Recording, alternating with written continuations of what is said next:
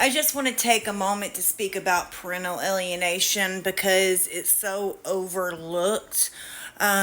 Even the court system is flawed in that area, where a lot of court systems don't even pay attention to parental alienation, or if they do, it takes a lot of work to get them to take it seriously. I hope speaking out about my story can eventually make changes within the justice system. I couldn't save my own kids, especially from the trauma, but I'm hoping that maybe I can help someone else save their kids, especially at a younger age, because the older they get, the more this happens, the more damage is done. Because you got to look at it this way: once something like this has been done, especially at a young age, it messes with the child's mind and their development and everything. It causes a lot of issues within that child. A lot of damage will be caused that they have to work through.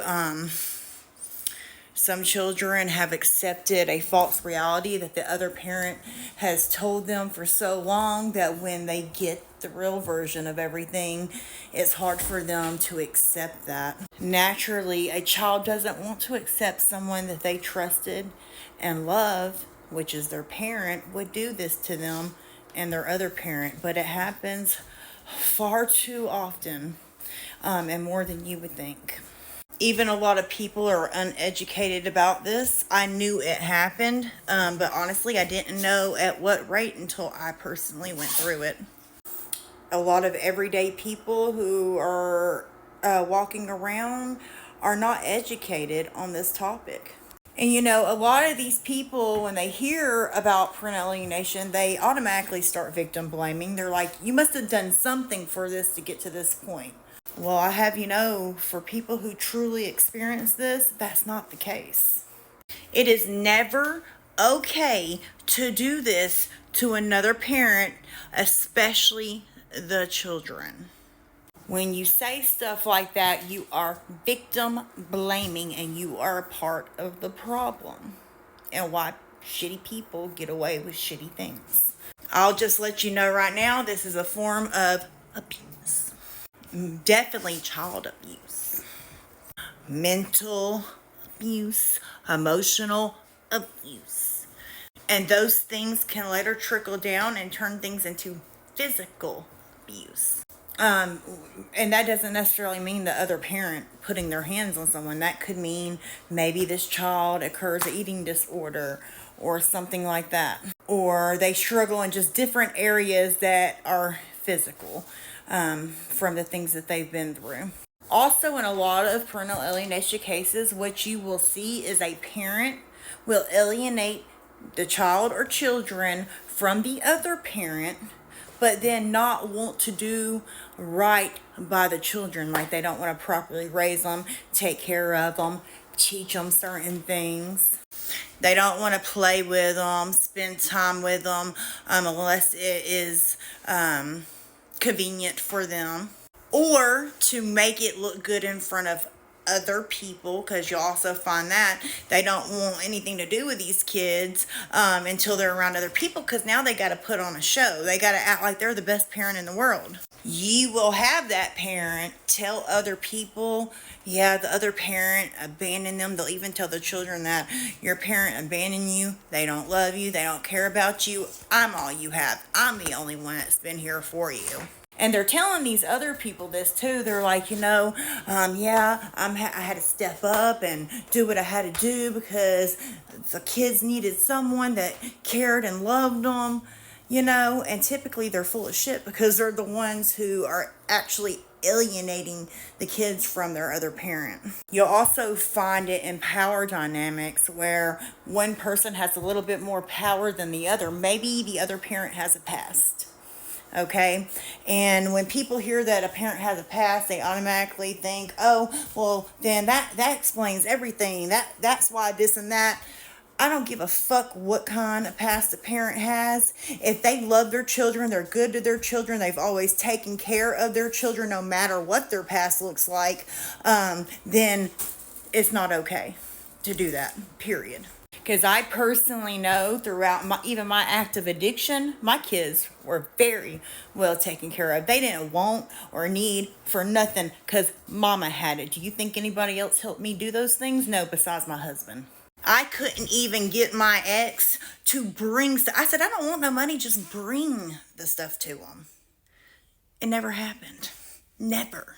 So if you are one of those people that feel like if a parent has any sort of past, that somehow makes parental alienation okay, you're wrong and you're a part of the problem. Just because a parent has a past or they struggled with things or whatever does not mean that they should be robbed from their children or that their children should be robbed from them. A lot of parents typically do this just solely to hurt the other parent.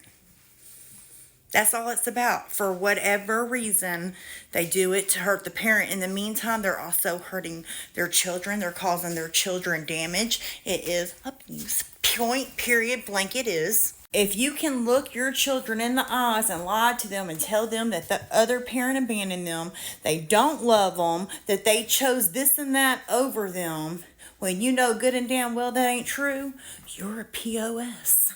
Anyways, I could say so much on this subject, and eventually I do plan on doing so and also bringing some examples from my own situation. Never before seen stuff that I've not put out there. I've put out some stuff, but there is a lot that I have never put out. And I think it's very important to give people a picture presentation of what parental alienation looks like. You'll also have that parent do a lot of things that could trigger you or say triggering things that they know are going to get to you. And then when you have any emotion or reaction towards it, they're like, look how crazy this person, or look how uncooperative they are. When the whole time you're the one who has always tried to be cooperative, to co-parent, just raise the kids, But like I said, that video will be coming. It's going to be a very in-depth video. Like I said, I'm going to bring some examples from my own situation and from other people's situations, because if you talk to people that have been through parental alienation, a lot of them experience the same things, just in different ways. So here are some of the signs and the effects of this. 1, unfairly criticizing the other parent. I've dealt with that. Absolutely. Making the child feel like the other parent doesn't love the child. My kids were constantly told that I did not love them. The whole time I was out here fighting for them. And there's a lot more to it. My situation wasn't so cut and dry because of so many things that I will also get into depth about in the video, even some stuff that maybe I haven't talked about yet. Accusing the other parent of abuse. That has definitely happened when it come to me, when the whole time it was the other parent doing abuse. And so it more or less is self-projection. Everything that this person claims about the other parent is typically really about them. They just projected it onto the other parent. And I'm going to read a couple more of these, and then y'all can pause and go through them yourselves, because this is real and legit. Encouraging the child to go against the other parent. Oh yeah, both of my children have been definitely coerced or, encouraged to turn against me, while also trying to make it look like it was their decision. And they parents that typically do this, do it like certain things at certain ages and stuff to manipulate that whole thing. Forcing the child to be loyal to them. Absolutely. While making the child feel like it's their choice the whole time. Manipulation is a hell of a thing, and if you've been through it, you already know. Now let's read some of the effects. Disorders including depression, anxiety, eating disorders, addiction, substance use, ADHD, and PTSD. Yep, I can vouch for that. Damage to the parent, child, and other relationships. Yep.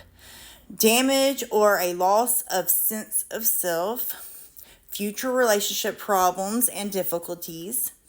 And the list, like I said, pause that and go through it, because this is very accurate, very accurate. Now, let me ask you this. How many of you have been through parental alienation, whether you're the adult who went through it or the child who went through it?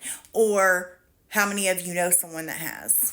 I encourage, if you have been through this, to start speaking out about it. The more of us that speak out about it, the more we can make changes within the justice system.